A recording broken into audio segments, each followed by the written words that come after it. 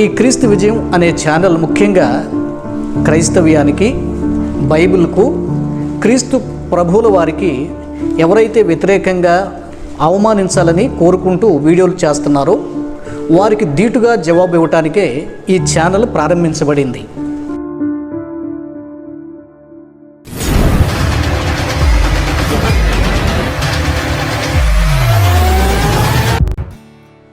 మానవుడు మరణించాక తనకి ఏమీ జ్ఞాపకం ఉండవండి, అన్నీ మర్చిపోతాడు, అసలు ఏమీ తెలియదండి.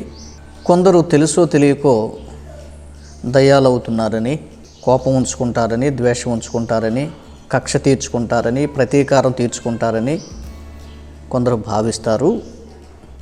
అది తప్పు అంటూ మరి మన బైబిల్ గ్రంథం ప్రసంగి గ్రంథంలో నుండి ఒక వచనాన్ని బేస్ చేసుకొని చెప్తారు. ఆ వచనం ఏంటి ఇప్పుడు నేను మీకు చదువుతాను. ప్రసంగి గ్రంథము 9వ అధ్యాయం అండి, 5వ వచనం. బ్రతికియుండు వారు తాము చతురని ఎరుగుదురు, అయితే చచ్చిన వారు ఏమియూ ఎరుగరు, వారి పేరు మరవబడి ఉన్నది. 6వ వచనం. వారికిక ఏ లాభమును కలుగదు, వారిక ప్రేమింపరు, పగపెట్టుకొనరు, అసూయపడరు. సూర్యుని క్రింద జరుగు వాటిలో దేనియందును వారికి ఎప్పటికీ వంతు లేదు. ఇది దేవుని లేఖనాల్లో వ్రాయబడింది. అందువల్ల కొందరు ఏ అభిప్రాయానికి వచ్చారంటే, ప్రసంగి గ్రంథంలో చెప్పబడిందండి, మరి వారి పేరు మరువబడి ఉన్నదని, వారికి ఏ లాభము కలుగుదని, ప్రేమించలేరు, పగబెట్టుకొనలేరు, వారికి ఏమీ తెలియదని బైబిల్ చెప్పబడింది. కనుక చేసుకొని మాట్లాడేవారు ఎక్కువ మంది ఈ వచనాన్ని ఆధారం చేసుకునే మాట్లాడతారు. అయితే మరణించిన తరువాత ప్రేమ, అనురాగము, ఆప్యాయత, కోపము, బాధ, ఇష్టము, స్నేహము, ఆకలి, దప్పిక ఇవన్నీ తెలుస్తాయండి. జాగ్రత్తగా వినండి ప్రియులారా. చాలామంది తప్పు బోధన బోధిస్తున్నారు ఈ అంశం మీద, ఈ విషయంలో. ఉదాహరణకి ధనవంతుడు లాజరు సంఘటన యేసు ప్రభు వారు మనకి తెలియజేస్తూ, ధనవంతుడు చనిపోయి పాతిపెట్టబడ్డాడు, పాతాళంలోకి వెళ్ళాడు. పేదవాడైన లాజరు, అతను దేవదూతల చేత అబ్రహాము రొమ్మును ఆనుకొనుటకు కొనిపోబడెను అని మనం లోకాసు వార్తలో చూస్తున్నాం. అవునా? అవును. ఒకసారి చూడండి ఆ మాట కూడా. ఆ దరిద్రుడు చనిపోయి దేవదూతల చేత అబ్రహాము రొమ్మున ఆనుకొనుటకు కొనిపోబడెను. 22వ వచనం అండి, 16వ అధ్యాయము లోకాసు వార్త 22వ వచనం. తర్వాత అప్పుడతడు పాతాళములో బాధపడుచు కన్నులెత్తి దూరము నుండి అబ్రహామును అతని రొమ్మును ఆనుకొని ఉన్న లాజరును చూచి, తండ్రివైన అబ్రహామా, నా యందు కనికరపడి తన వ్రేలి కొనను నీళ్లలో ముంచి నా నాలుకను చల్లార్చుకున్నటకు లాజరును పంపుము, నేను ఈ అగ్ని జ్వాలలలో యాతన పడుచున్నానని కేకలు వేసి చెప్పెను. చూసారా? మరి ఇక్కడ ఏం రాయబడిందండి? బాధపడుతున్నాడు. అయ్యా, నేను ఈ అగ్ని జ్వాలలో యాతన పడుతున్నాను, నాకు దాహం. తర్వాత చూస్తాం మనం. అయ్యా, ఆ చిటికని వేలు కాస్త అట్లా నీళ్ళల్లో ముంచి ఆ ఒక్క చుక్క నా నాలుక తడుపుకోవటానికి ఒక్క చుక్క మరి లాజర్ను పంపించయ్యా, ఒక్క చుక్క నీళ్లు నా నోట్లో వేస్తాడు, దప్పిక కొంటున్నానయ్యా, బాధగా ఉందయ్యా, యాతన పడుతున్నానయ్యా అంటున్నాడు. అంటే దీని అర్థం ఏంటండి? ఫీలింగ్స్ అన్నీ ఉన్నాయి.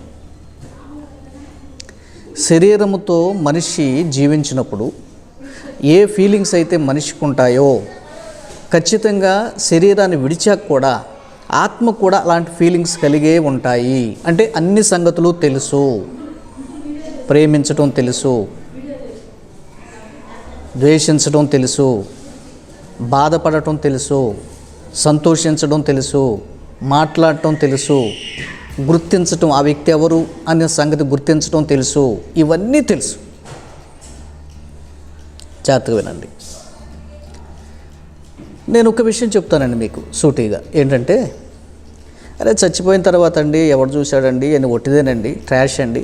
మన క్రైస్తవుల్లో కూడా, క్రైస్తవ బోధకుల్లో కూడా అవన్నీ ఒట్టి మాటలండి, దయ్యాలు పడతాయి అంటారు, దేవుళ్ళు అంటారు, దేవతలు అంటారు, ఇవన్నీ ఒట్టిదే, మోసమే. చచ్చిపోయిన వాడికి ఏం తెలియదండి. ఒకవేళ ఏదైనా వస్తే అదేదో దురాత్మల సమూహం అండి, పరలోకులోంచి క్రింద పడిపోయారే వాళ్ళండి, వాళ్ళ అయ్యే అవకాశం ఉంది, కానీ ఈ మరణించినటువంటి మనుషులు కాదండి అంటూ వితండవాదం చేసేవాళ్ళు ఎక్కువైపోయారు. ఇది తప్పండి. ఆ సెక్షన్ వేరు. దురాత్మల సమూహం, వాటి విధానం, వాటి ప్రభుత్వం, వాటి అధికారం, ఆ సెక్షన్ వేరు. మీకు ఉదాహరణకి ఇక్కడికే చెప్పాను. మీకు యేసయ్య చెప్పింది నా సొంత మాటలు కాదు. ఈ లాజరు లేక ఈ యొక్క ధనవంతుడు ఎవరు, దురాత్మ అన్నావా? కాదుగా. కనుక దయ్యములు అంటే కొంతకాలం శరీరంతో జీవించి మరణించినటువంటి మనిషి ఆత్మలే దయ్యాలు. సాధారణంగా దయ్యం అంటే ఆత్మ అని అర్థం వస్తుంది. ఇక వాటిలో దురాత్మల సమూహం వేరుగా చూస్తాము, దయ్యాల సమూహం వేరుగా చూస్తాము. ఇట్లా వాటికి కూడా అధికారాలు, ప్రభుత్వాలు ఉన్నాయని బైబిల్లో మనం నేర్చుకుంటాం. సరే, అది వేరే అంశం. దయ్యాలు అంటే ఖచ్చితంగా శరీరంతో జీవించి మరణించిన ఆత్మలనే దయ్యాలు అని మనం ఖచ్చితంగా పిలవాలి. బైబిల్ గ్రంథంలో యేసు ప్రభు వారు కొన్ని దయ్యాలను వెళ్ళగొట్టినట్లుగా చూస్తాం. నడుము వంగిపోయిన స్త్రీ ఎందుకు వంగిపోయింది? దయ్యం పట్టింది. నడుము వంగిపోవడం అనేటువంటి లక్షణాలు కలిగినటువంటి ఒక దయ్యము ఆమెను పట్టింది కాబట్టి ఆమె నడుము వంగిపోయింది. అంతేగాని ఆమెకు నడుము వంగిపోవటం కాదు. అంటే నడుము వంగిపోయే గుణాలు ఎవరిలో ఉంటాయి? మనిషిలో ఉంటాయి. అంతేగాని పైనుంచి పడిపోయిన దేవదూతలకు ఉండవు. వెన్నుపూస, ఎముకలు, శరీరము, రక్తము, మాంసము పైనుండి పడిపోయిన దూతలకు ఉండదు. కాబట్టి వాక్యాన్ని మనం జాగ్రత్తగా పరిశీలించాలి, జాగ్రత్తగా నేర్చుకోవాలి. ఏది పడితే అది నమ్మకండి. రకరకాలైన బోధలు సోషల్ మీడియా వచ్చాక రకరకాలైనటువంటి విషయాలు వస్తూ ఉన్నాయి. గలిబిలి చెందబాకండి. జాగ్రత్తగా వాక్యాన్ని పరిశీలించండి. ఇప్పుడు నేను బోధిస్తున్నాను కాబట్టి ఇదే సత్యం అని నేను చెప్పట్లేదు. నేను నమ్మింది ఇది సత్యం అని నమ్ముతున్నాను కనుక వాక్యాధారాలతో మీ దగ్గర తీసుకొస్తున్నాను. మరలా మీరు పరిశీలించండి. జాన్ బాబాయ్ గారు చెప్పారండి, అయితే ఇది సత్యమేనా కాదా అని మరలా వాక్యాన్ని ధ్యానించండి, పరిశీలించండి. 1-2 సార్లు చదవండి, మీకు అర్థమవుతుంది. సరే, ఇప్పుడు నేను సూటిగా ఏం చెప్తానంటే, దేవుడు నరకాన్ని ఎందుకు సృష్టించాడు, పరలోకాన్ని ఎందుకు సృష్టించాడు?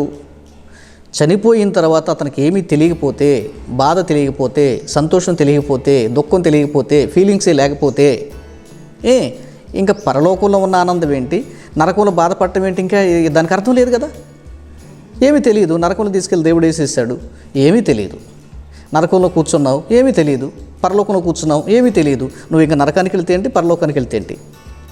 అయితే కాబట్టి ప్రసంగి గ్రంథంలో చెప్పబడ్డ మాటల యొక్క భావన, అర్థం ఏంటండి మరి అన్నది కూడా మనం పరిశీలించాలి, పరిగణలోకి తీసుకోవాలి.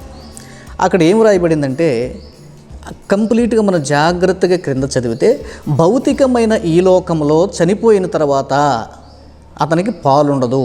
ద్వేషించలేడు, తిట్టలేడు, కొట్టలేడు, ప్రేమించలేడు, ఏదన్నా ముద్దు పెట్టుకోలేడు, ద్వేషించలేడు, దగ్గరకు తీసుకోలేడు, ఇలాగా ఏది చేయలేడు. అందుకని సూర్యుని క్రింద జరుగు అన్న మాటను వదిలేస్తారు వీళ్ళు. దేనిలోనూ భాగం లేదు. అంటే భౌతికమైన శరీరం కలిగినప్పుడు చేసిన ప్రేమ, ద్వేషము, అసూయ, అనురాగము, ఫీలింగ్స్ అనేటువంటి వాటిని ప్రదర్శించలేడని దీని భావం. అంతేగాని ఆత్మగా మారిన తర్వాత ఆత్మకు కూడా ఫీలింగ్స్ ఉండవండి, చచ్చిపోయిన తర్వాత ఏమీ తెలియదండి ఆత్మకి అనడం తప్పు. అర్థమైందండి? ఇది ఇక్కడ మనం అర్థం చేసుకుని గ్రహించాల్సినటువంటి విషయం. చాలా ఇంపార్టెంట్ విషయం. విశ్వాస జీవితంలో ఖచ్చితంగా ప్రతి ఒక్కరికి తెలియాల్సినటువంటి విషయం ఇది. శరీర సంబంధమైనటువంటి వాటిల్లో పాలు పంపులు ఉండవు, కానీ ఆత్మగా మారిన తర్వాత కూడా ద్వేషమేంటో, ప్రేమేంటో, అనురాగమేంటో, బాధ ఏంటో, నొప్పేంటో, సంతోషం ఏంటో ఖచ్చితంగా ఆత్మలకు తెలుస్తుంది. ఇది సత్యం. ఇది పరిశుద్ధ గ్రంథంలో లిఖించబడినటువంటి సారాంశం. ఇది అనుభవపూర్వకంగా తెలుస్తుంది. చాలామంది ఏంటంటే అక్షరానుసారంగా చదవటం ప్రారంభిస్తారు, కానీ వారికి ఆత్మీయ అనుభవం లేనందువల్ల కొన్నింటిని వివేచన సరిగా చేసుకోలేక, అర్థం చేసుకోలేక, అకళింపు చేసుకోలేక, సరైన వివేచన లేకుండా అక్షరాన్ని పట్టుకుని వేలాడతారు కొంతమంది. అది తప్పు. కనుక వాక్య అనుభవాల చేత మనం నేర్చుకుని చెప్పగలిగేది ఏంటంటే, మరణించిన తర్వాత కూడా ఆ యొక్క ఆత్మ అన్ని ఫీలింగ్స్ కలిగి ఉంటుంది. ఇది సత్యం. మీకు నేను షార్ట్గా చెప్పాలని క్లుప్తంగా చెప్పే ప్రయత్నం చేశాను. ఓకే అండి, thank you. God bless you.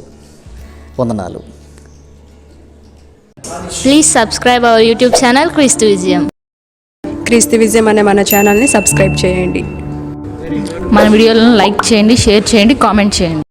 మన క్రీస్తు విజయం అనే ఛానల్లో ఆధ్యాత్మిక సందేశాలు, మంచి మంచి సాక్ష్యాలు, వార్తా విశేషాలు ప్రచురింపబడుతున్నాయి. తప్పక వీక్షించండి, దీవెనలు పొందండి. Please like, share, comment our videos. Don't forget to subscribe క్రీస్తు విజయం.